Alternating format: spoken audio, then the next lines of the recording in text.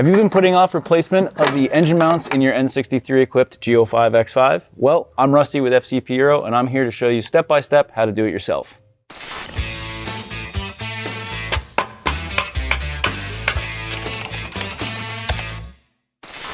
On the table in front of me, we have our new engine mount kit with all associated hardware, and just behind that we have the engine mounts that we removed. As you can see, we're doing engine mounts on this G05 X5 behind us, equipped with an N63TU. The engine mounts are prone to wearing out. These are similar to a wear item like your brake pads, your wiper blades, and your tires. So as the vehicle begins to age, the motor mounts will wear out as well. And just by looking at these engine mounts, you can see that the distance between this little rubber piece here, you can tell by the rubber portion here and the aluminum bracket here, these have seriously compressed themselves. Although they're not leaking any hydraulic fluid on the bottom, which you can sometimes see from the bottom of the subframe, they are significantly compressed. The rubber's not exactly dry cracking and falling out, and they are date stamped the 2019, which matches the model year on the car. So these are definitely the original mounts, although they're not exactly fatigued as much as we thought they would be. It's a good time to sit here and point out some main differences, mainly the amount that they've compressed over their age. They're probably on the verge of starting to squeeze out some of that hydraulic fluid, but with that, you will experience some added NVH in the cabin. As these begin to compress, they do start to rub on the body and the main mount housing. This is attached to the subframe. The subframe is attached to the floor of the vehicle, so you may feel some of that vibration coming up through the pedal, coming up through the seat at idle. And even further, if you're really aggressively driving the vehicle, letting the vehicle shift through the gears, you may feel a little bit of extra rocking when the engine is accelerating, decelerating, and things like that. All the hardware in the center here is one-time use. We did try to do this job the easiest and most cost-effective. As you can see, the subframe is kind of still in the vehicle. We did lower it a little bit just to get some clearance to get them out, but all the hardware in front of me is what you're gonna need to take care of this job efficiently and effectively. And with that, let's talk about some of the tools we're gonna need to get these mounts in and out of this car. For this DIY, we're definitely going to need a couple of different variations of torque wrenches. We've got 1/2 inch as well as 3/8. We've got a bunch of different extensions. I've got a 12-inch 3/8, a couple of 4 and 3-inch, 1/4 inch as well as 1/2 inch extensions. I've got a 3/8 universal swivel, a 3/8 ratchet, a 1/4 inch ratchet. I've got a wheel hanger up front here, a panel tool, a decent sized hammer. This is another option here if you have to repair any threads on top of those strut tower braces. We have a 10x15 time cert and helicoil kit, as well as a 10x15 rethreader, fairly large pry bar, a 1/2 inch impact gun, a small little screw gun, as well as a decent flashlight. As far as sockets are concerned, we've got a 21mm, an 18mm, a 17mm, 16mm, 13mm, 10mm, a 6mm, and an 8mm. And I will be using a variation of lengths and depths and different drives throughout this DIY. But for external torques, we have an E8, an E10, E14. That pretty much takes care of everything on the table, except we'll be using some pole jacks. In this DIY, we found it was definitely easier to support the engine from below. However, you could certainly get away with an engine support from on top if you have the ability to do so. But follow along and you'll see how we complete this DIY. So with that, let's get into it. Now before we get started, we do want to start the vehicle up, and with the hood, doors, and trunk all closed, we're going to lock this air suspension. So start your vehicle up. So I've got the air suspension already all the way low. It is definitely best to do this when you're disconnecting the struts. That's going to leave a lot less air in the suspension. But once you have the vehicle all the way at the lowest position, we'll go ahead and hold the button in the down position for about 7 seconds.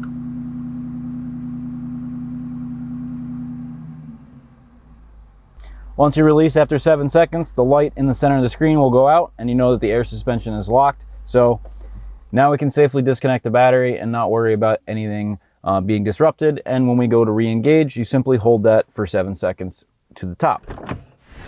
The main vehicle battery is located in the trunk underneath the little cover in the back here. So once you get back here, there is this plastic panel with about 7 little plastic clips, and using a small screwdriver or this panel tool, we'll pop the center out and go ahead around the outside of this trim, releasing all the clips.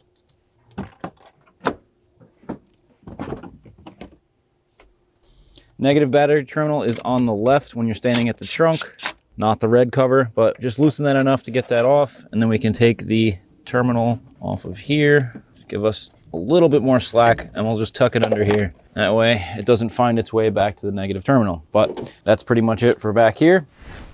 Now that we have the main vehicle battery disconnected, back up in the front of the car, we do have an additional auxiliary battery under this panel here. So we'll take this hood seal trim piece off. We've got a little thumb screw here. Take that off. And then there's a 13 millimeter on the negative terminal. We'll go ahead and loosen that.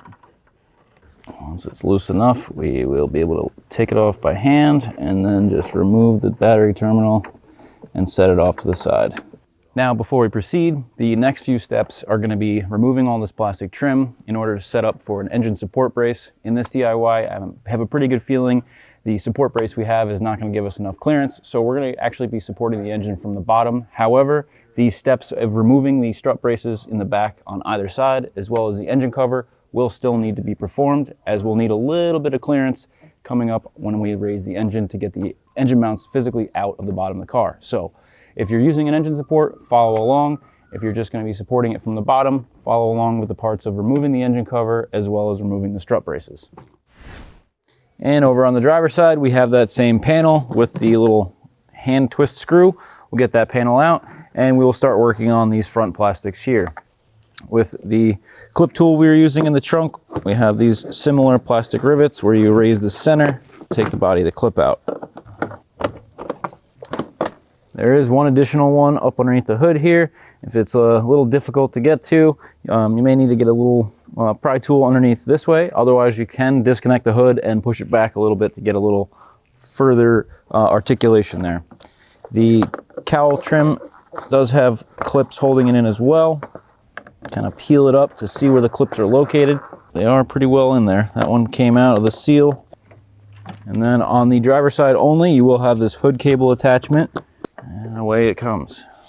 And we'll perform the same thing on the passenger side. Remove the hood cowl seal as well. Next up, we're going to go ahead and remove these aluminum braces. There are some 18 millimeters on the firewall back there that will crack loose, and we'll remove the ones on the outside. That will alleviate from having to replace those bolts later. And they are kind of buried in the cowl there, so get this one just cracked. Get those out. We can just slide these right out of there. And we'll go ahead and do the same thing on the driver's side. Next up, we'll go ahead and take a couple of 8 millimeter screws out to get these little side panels out. I'm going to try to alleviate from taking out the entire cowl and the wipers and everything like that, but we'll get these 8 mils out here. There's about 3 on each panel. It's just going to give us just enough room to put the engine support brace on top of the strut tower and hang that across the top of the engine. Next up, same thing we did on the passenger side, just a couple 8 millimeter screws. Now that we've made a little bit more room in the engine bay, let's go ahead and get this engine cover off. Simply prying up on the edges of it. Careful not to flex it too much. Get that out of our way. Now we got to take the top of the airbox off. So there's a couple of O2 sensors located on the top of the charge coolers. Just simply disconnect the connectors and feed those O2 sensors underneath the coolant line here and pull them out of the airbox so that we can fish them down through that hole there. Same on the passenger side. Just make sure we get it out of all these provisions in the airbox. Now that we got those O2 sensors loose, let's go ahead and loosen up these clamps with a flathead screwdriver or a 6 millimeter socket. We've got a 6 millimeter. It's a little bit easier with the socket, and we just have to loosen them just enough so that we can get the pipe right off of that box. There we go.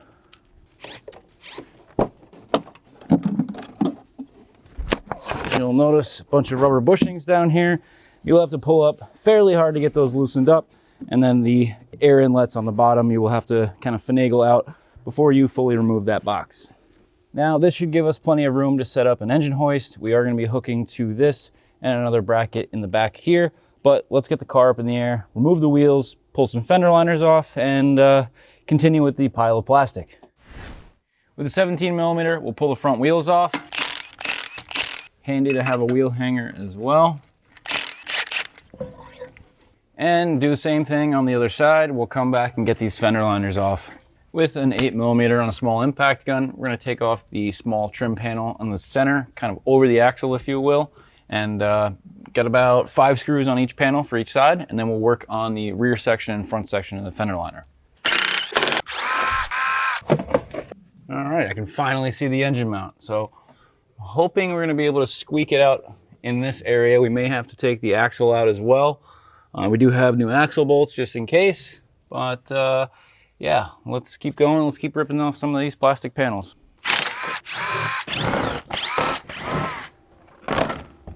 While we still have the 8mm socket handy, we're going to continue to take off some more plastic trim underneath the car. On the front bumper, there's some more 8mm screws holding on these little panels here. A couple on the inside of the bottom of the fender liner as well. And that should come out just like that. Same thing on the driver's side. Continuing with the 8mm screws, just remove these fender liners. So 2 of the screws on the rear section of the fender liner are covered by this arch trim here. So we'll go ahead and pull this arch out. The bottom of this is kind of held in with some pretty stout clips. So you will have to pull on it fairly hard to get it started. And then right after the bumper separation, there's some plastic clips that are pretty fragile. Let's see if I can get a panel tool under there. All right. Luckily, the clips were removed without any breakage. Do have a couple of the rubber washers that may have stayed in place on a couple of the holes, but you just really want to ensure that you don't break any of these clips. They are replaceable. You won't do any damage to the main trim as long as you release the clip. You kind of just pull on it, you could do damage to the frame of the arch, and I imagine these aren't too cheap. So get those out of your way. And now we finally have access to these 2 screws back here. We can keep going ahead, getting these off with the 8mm screws that we've been using this whole time.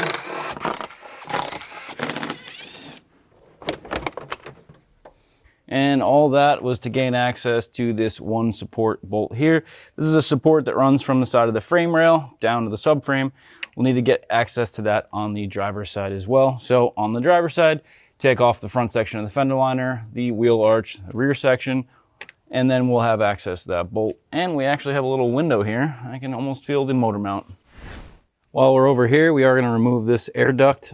We do have a series of clips surrounding the duct. Kind of just pry them out and we can get that out of our way. That'll give us access to the hardware here needed to loosen the subframe. Go ahead and grab that handy 8mm and continue with the fender liner removal.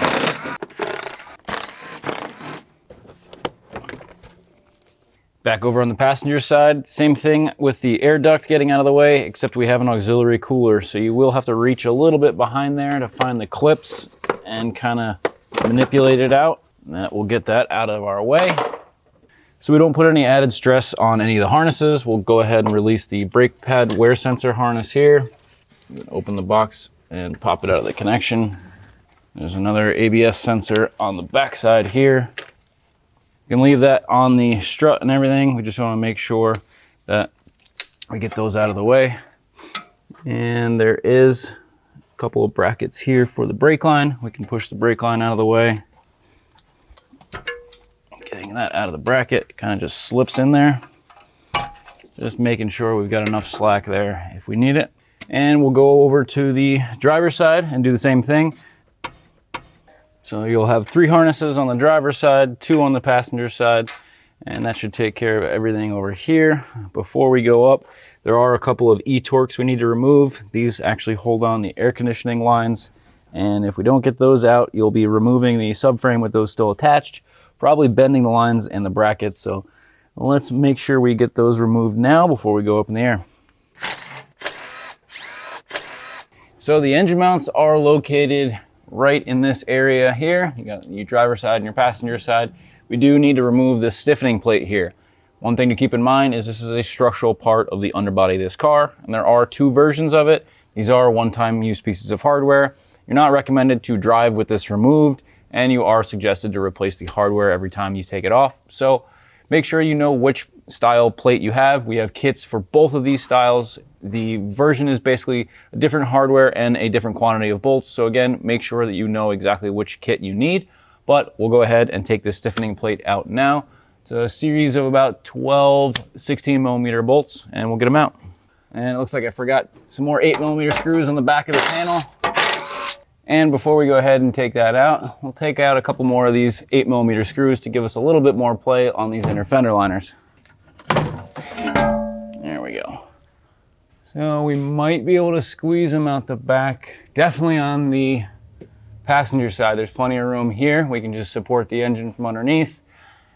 This side might be a little trickier. Might have to remove the axle, but traditionally we would normally put a support on top of this. The support that we have here currently, it isn't really sufficient to reach the hook on the driver's side cylinder head. It's really buried in the back here. So what we're going to try to do, a little bit untraditional, is use a pull jack to support the engine while we loosen the engine mounts and lower the subframe a little bit. I'm going to probably try to do one side at a time. Like I said, we may have to remove the axle here.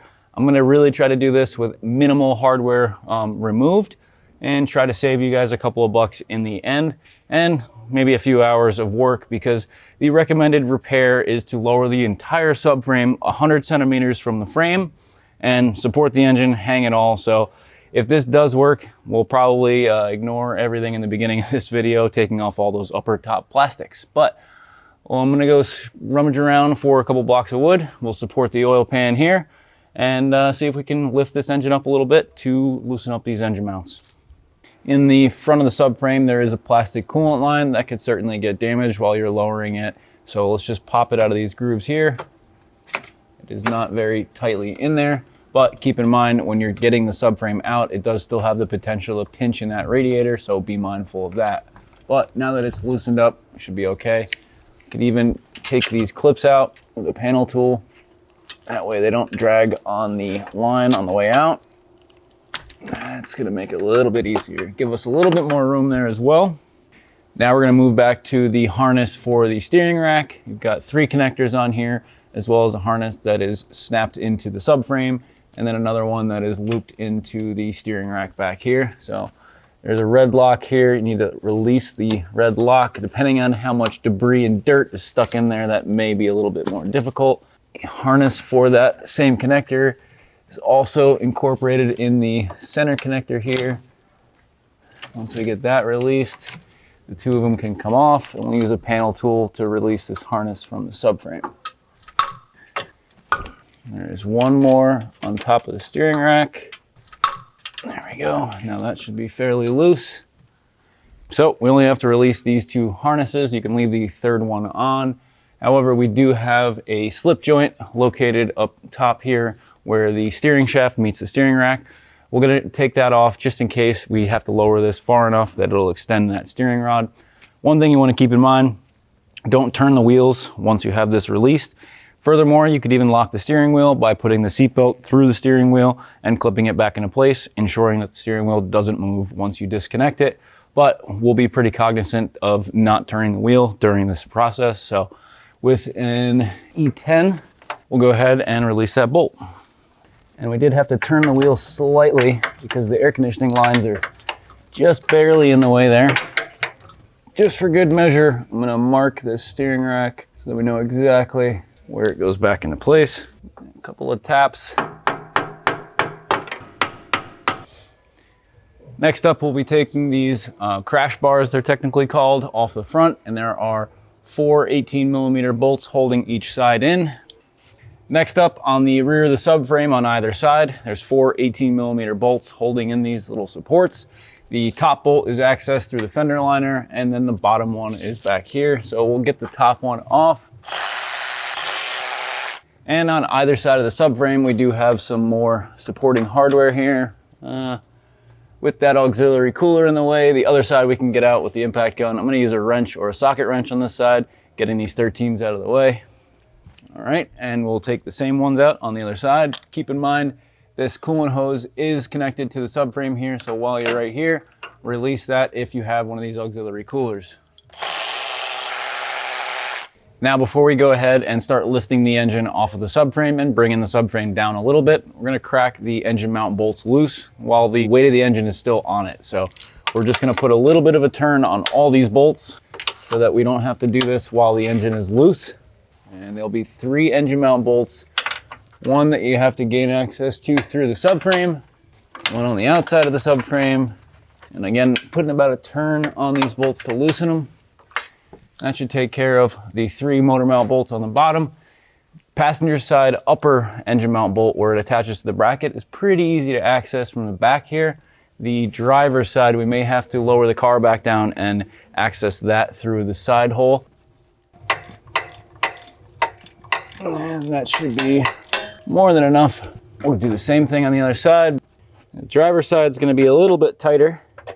Coming in with a universal joint on the E14 and an extension. All right, now that those are all loose, let's get this thing back up in the air and start lowering the subframe a little bit. Whether you're working on a 2-post lift like we are or on the floor in the garage, you're gonna need an additional jack, some additional jack stands, or maybe even 2.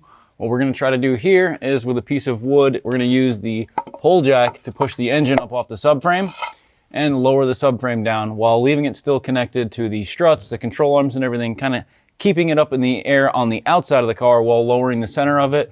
Hopefully that'll allow us to pull the mounts out from underneath and kind of rocking it to one side and then the other. So we're gonna go ahead and pick the engine up off the subframe. Now that we've already loosened up the mounts, you may see a little bit of movement in there. Once we've got that weight removed from the subframe, we'll start cracking the subframe bolts loose. I've got a large enough piece of wood here that I can spread the weight of the engine's mass across the entire oil pan. You don't want to just go right in the middle of the oil pan and push up on it. If you don't have a piece of wood that's large enough, you may want 2 additional pieces of wood and go up on the corners. That is the strongest part of the oil pan. So be careful where you put it. I want to make sure we have clearance from the subframe. We won't want to hit the oil filter over here either. And we also want to be careful of the level sensor. So we're clear here. I'm picking it up on the corner of the diff. I've got it spread out back here. And I'm trying to support it right about there. Take out the rest of these engine mount bolts that we already loosened up. Same on the other side. All right, now that we have those engine mounts released, we will lift up on the engine slightly. The manufacturer does state to have it rise about 10 centimeters off of the subframe in order to have enough clearance to manipulate the subframe down. So let's spin this around a couple times. And while you're lifting this, keep an eye on the motor mounts that you just released the hardware for, as they will begin to rise because they're still connected to the engine mount brackets. We did loosen up that E-Torx bolt here, which is making it a little bit easier for us now. So I'm gonna zip the rest of that bolt out. That way when we keep picking this up a little bit, we may be able to squeeze this one out. The driver's side is definitely gonna have to get the subframe lowered just to clear the downpipe, the drive shaft, the front diff, the air conditioning lines. The driver's side has definitely got a lot more going on. All right, that's pretty perfect right there. Driver's side is definitely going to be a little bit tighter to get that piece of hardware out, but now that we've got that taken care of, I'm going to loosen up the rear section of the subframe and see if that gives us a little bit more clearance. If not, we'll loosen everything up and lower it down altogether. Put a pull jack over here, try to lower one side of the subframe at a time. The rear fasteners are a 21, the other 2 on either side are an 18 millimeter. Now at this time, I've taken out both of the rear bolts. I've taken out the passenger side on both front and center. I've left the 2 over here to kind of give us a little bit of a fix point. So I'm gonna lower this one side of the subframe, see if this will give us just enough room to squeak that mount out. Do we have any more on the engine? I don't wanna go too high. All right, looks like I'm gonna have to lower these bolts just a smidge. That is just enough room to get the passenger side out. Now on the driver's side, we did raise the engine up quite a bit and we lost some clearance to that bolt. So let's bring her down just a little bit.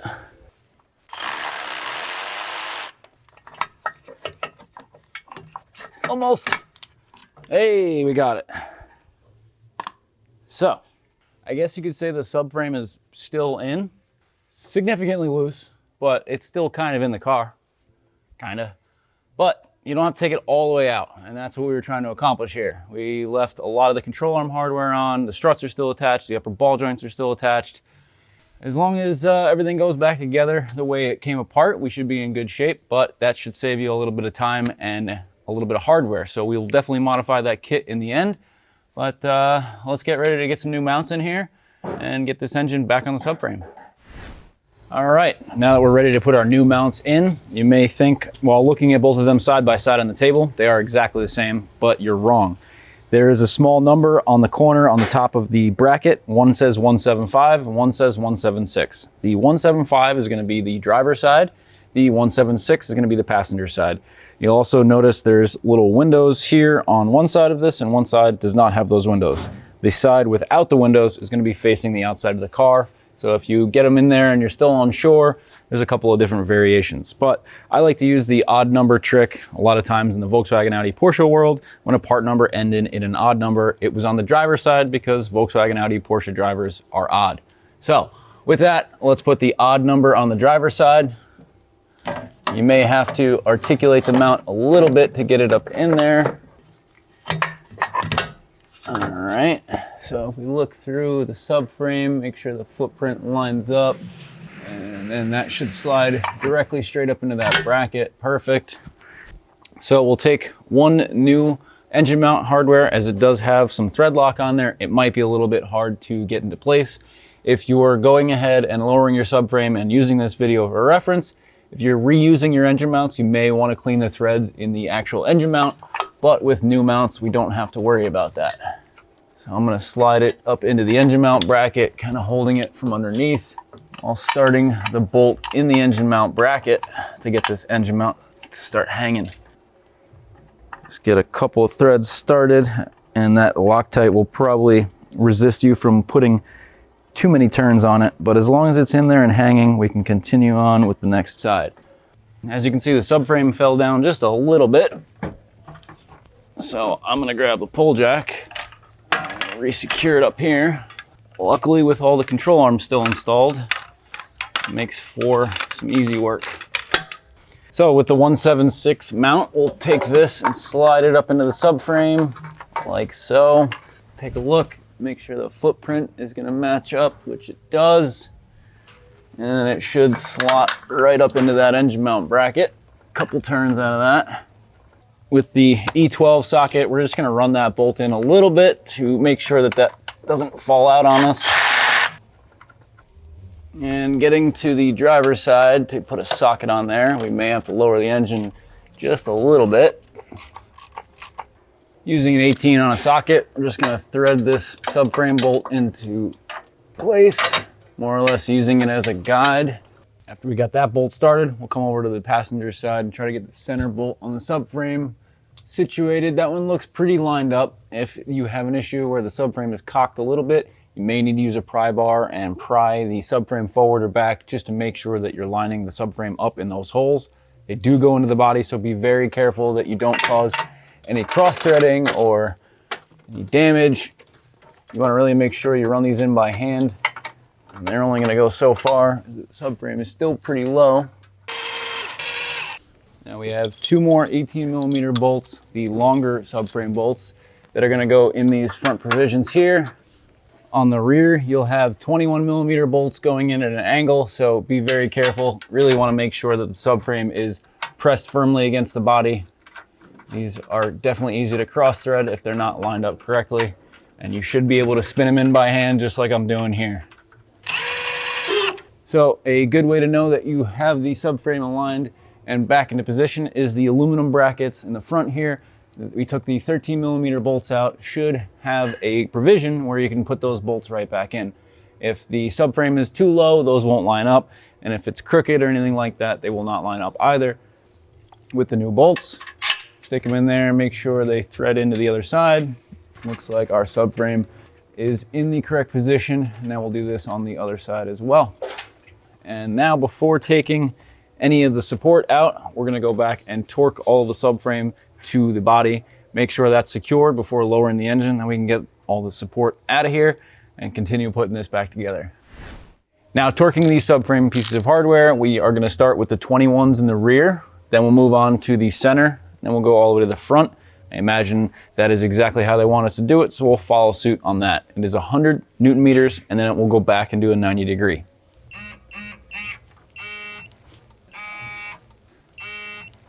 Now let's go back and do our final 90 degrees, back with the 21 millimeter socket on the rear.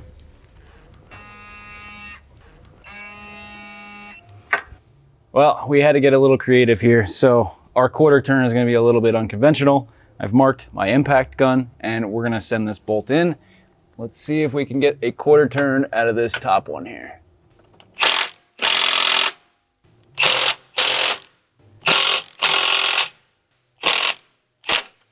Once we have the subframe re-secured, we can start lowering the engine mounts in. Make sure you're clear of that axle on the driver's side and the steering yoke is not getting interfered by anything. Make sure your coolant line and harnesses are out of the way. And let's go ahead and get this engine down. Should more or less fall into place. You can get it within a few inches and kind of work those mounts into place. I've got it sitting more or less flush on the subframe. One more turn and the weight would probably be off the engine. But let's go ahead and put a couple of the 13 millimeter bolts in the engine mount to secure it in its place. And once those engine mount bolts are in, we can really get this engine lowered back down into the subframe. Now on the front of the subframe, these 13 millimeters we fed in there earlier, we're going to torque to 19 Newton meters. And we'll do the same thing on the driver's side. And with a 13 still on our wrench, we're going to be torquing the engine mount bolts in the bottom of the subframe also to 19 Newton meters. And we'll do the same on the driver's side.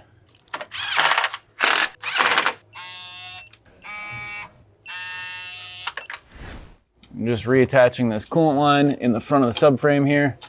If you did take these clips out, go ahead, reinsert those, and we'll refix that coolant line back in there. And if you recall, on the passenger side, if you do have this auxiliary cooler, there was an additional clip over here. Now let's get this yoke for the steering column back in place. It's definitely had the potential of being corroded. If you recall, we had to hammer it off quite a bit. So I'm gonna use a little wire brush, try to clean up a little bit of the splines, but I don't think I'm gonna be able to get in there unless I get a smaller wire brush. So let's see if this slides on. You'll have to line up the yoke. If you made some paint marks, it'll make it a little bit easier to line everything up. Kind of just have to wiggle it into place. You even need a little assistance from the old pry bar. Careful with those AC lines right there. This might be the hardest part of the job. You gotta catch just the edge of it too, because this shaft is in the middle, so if you just push the center of it, once you've struggled to get that steering yoke in place and the bolt does thread in, you know you're in the right spot. If the bolt does not go in, you know that the yoke has not traveled far enough down to make it through the hole in the opening on the steering rack. So keep that in mind when you're trying to get that lined up.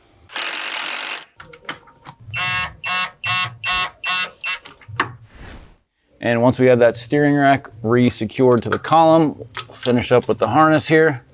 Just feed it back into place and make sure we get the center connector on first. And then this one, and don't forget the big red lock tab. That pretty much takes care of everything for steering. Just make sure the harness is tucked away and secured up here. All right, that's good there.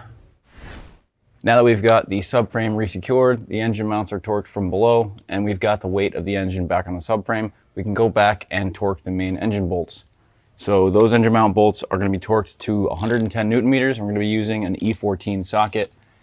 If you have a 1/2 inch torque wrench, it might be okay to get in on the passenger side. We got a 3/8 here that's just about maxed out at 110. So depending on what you have, we're on the driver's side mount. We do have to manipulate this mount bracket slightly, and I'll be using about a 6-inch extension to get the E14 where we need it. And without a wobble or anything, you are going to be running into that frame rail. So make sure you're really on this well. Otherwise you could slip off and strip the bolt.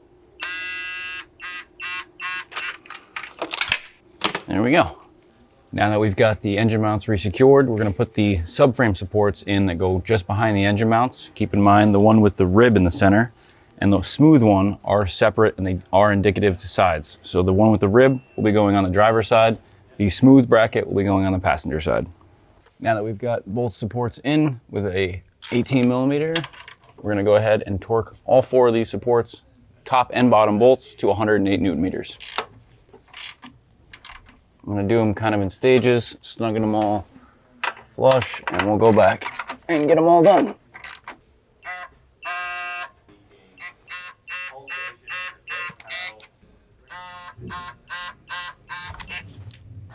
Now in resecuring the front subframe, we'll go ahead and put these back in the front of the bumper first, kind of tucking them underneath. Leave that one under the bumper for now. They are marked left and right, so if you did mix them up, they are pre-labeled for you. With new hardware, we'll go ahead and reattach all 4 points and then snug them all down. You don't want to tighten with an 18 millimeter. We're going to go ahead and just snug these up. Once we've got all those fasteners flush against the body, we're going to go back and torque all the 18 millimeter bolts to 68 Newton meters.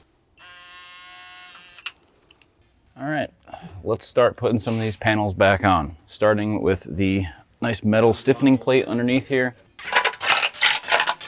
Once you have all the bolts in place, we're going to torque them to 56 Newton meters. One thing I like to do before doing a 90 degree on this many bolts is mark them all. That way we don't do a double 90 on anything.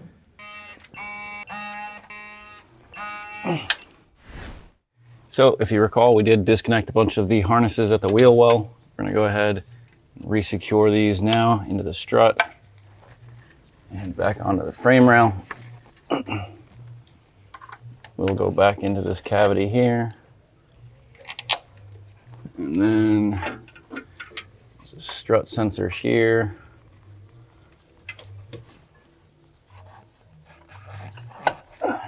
The wiring harness should kind of fall right back into place into all these provisions, finding its home back in this box here. Now that we've got that resecured, we can start putting the fender liners back in place. But before we do so, let's put the brake duct back in. Might be a little tricky to get this fitted again with that auxiliary cooler in there, but you might have to reach your hand up into the front bumper and feel the receiving portion of that duct and make sure that it's seated correctly.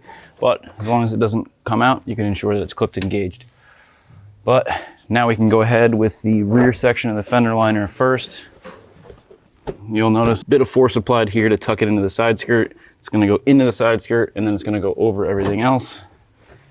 And make sure we have it on the outside of the underbelly panel.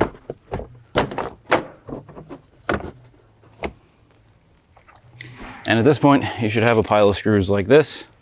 We'll go ahead and start installing these here. These are not terribly tight. They do go into some plastic rivets. Oh, and a couple of ours are already snapped, so I'll be going back through and replacing some of those later on. I haven't put these top 2 ones in here yet because those are also shared by the front section, so we'll grab that now. Similar to the back, it does tuck into the bottom corner of the front bumper there and kind of hold it in place. And one more reminder, if you took the brake hose out here, clip that back into place as well. All right, that should be everything that we disconnected on this side. We can go ahead and reattach the front panel here as well as the over the axle cover. And we are slowly depleting our pile of screws. Another corner or piece of the puzzle here. This is going to tuck underneath the front bumper, and the outside pieces right here are going to be attached by that center belly pan. So we'll go ahead and reattach the screws on the outside here. Now we have the over the axle panel. This, if you recall, we did have to kind of flex this a little bit to sneak it up behind that strut. So you do have to flex that panel quite a bit if you recall from when we removed it.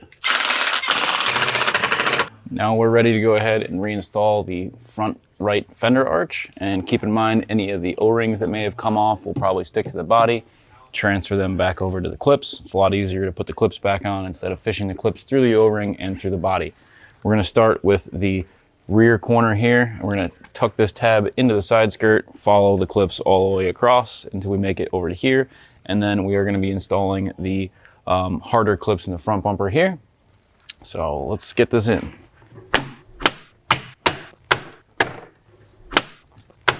And now we're going to go do the same thing on the driver's side. And now for the final center belly pan out front here, also tucking it under the front bumper. And that should be everything on the lower belly pan. We'll get the wheels back on this thing, get it on the ground, and finish wrapping up the rest of the plastic up top.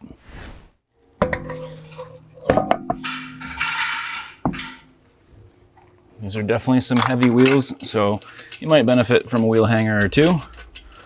Once we get these 17s in here, I'll snug them up with a gun, bring it on back to the ground, and torque them to 140 Newton meters.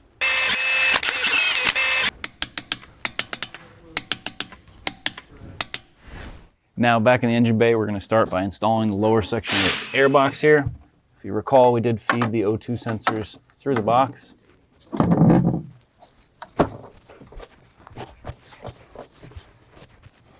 Our O2 sensors are going to sit in the grooves in the airbox, into these provisions next to the turbocharger, and our bracket up front is broken, so I will reattach that with a zip tie. And once your O2 sensors are situated and reconnected, we'll go ahead and throw on the beauty cover on top of the airbox. Go back and tighten up our intake clamps. Obviously, you can use a flathead screwdriver or a 6mm socket. Now we're going to get ready to install these strut braces. I've already got new bolts installed at the firewall with the whole cowl removed, but there we go. And I have new pieces of hardware for the strut tower. Be very careful on these strut towers, as they are notorious for stripping out the threads. It's an aluminum strut tower with a metal insert, so be very careful. That's definitely why we want to replace those bolts.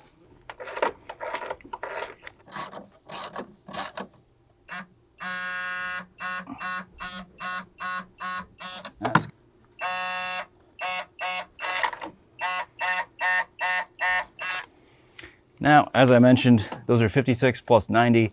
I reached about 56 Newton meters, even with a new bolt, and I'm not so sure those threads are going to hold up, so use your better judgment. I'm pretty sure that's tight. I don't think we're going to notice any handling differences. I don't think that's going to affect the vehicle's rigidity as long as the strut brace is there and tightened down. So if you want to save your threads, maybe just do the 56 Newton meters, but let's go ahead and do the same thing on the other side. The 8mm, just go ahead and snug up all this hardware. Now we'll start refitting all of the side trim plastics. Tuck this one under the hood, dropping it down. Remember, the driver's side does have the hood cable. The hood seal needs to come above. Make sure it all lines up. It should clip into place. If any of these hood seal clips remain in there, kind of have to work it out of the panel. And when we go to fit them back in here, catch one ear and one side, kind of stretch it past to get it to go back into the seal. Push the seal into the groove and then tuck it under here. Now we'll do the same on the passenger side. Next up, we'll throw the driver's side cowl trim in. Now we've got some cowl panel trims to put back on as well. This one we do still need to connect the auxiliary battery, so let's take care of that now before we get the rest of the hood seal and that cover panel on top of that. We'll grab a 13mm and snug that negative battery terminal down. It's about 5 Newton meters. With the auxiliary battery resecured, we'll go ahead and same thing we did on the driver's side, catch this panel in the back of the cowl there. Make sure that's all fitting in well. And then we have that last piece of trim here. Now at the back of the car, we'll have a 10mm socket handy, and we're going to put that battery terminal back on the negative side. Just go ahead and there we go. We've got some lights in the trunk at least. Reconnect that connector for the terminal that we took off. If you're torquing these, it's about 5 Newton meters, but I'm gonna probably go a little bit beyond that. If they come loose, it's not gonna be a good time. Vehicle could shut down, so use your better judgment. Snug them up pretty good. As long as that doesn't wiggle off, we are in good shape. Next up, we're gonna put the trim cover back over the battery. And then you should still have the last handful of black plastic rivets. All right. Well, that pretty much wraps up that DIY. A couple of little tidbits of information. Obviously, this is a fairly large job. You may want to have a buddy around with that subframe hanging down. It can be quite cumbersome, and make sure that you have the air suspension turned back on before you exit your bay. One more thing is that you may have a little bit of excessive vibration with those new mounts. That new rubber may take some time to kind of break in, but it's not a terrible DIY. It is fairly moderate, and I hope you guys enjoyed today's video. If so, hit that like button. If you have any questions, comments, or concerns, drop them down in the comment section below.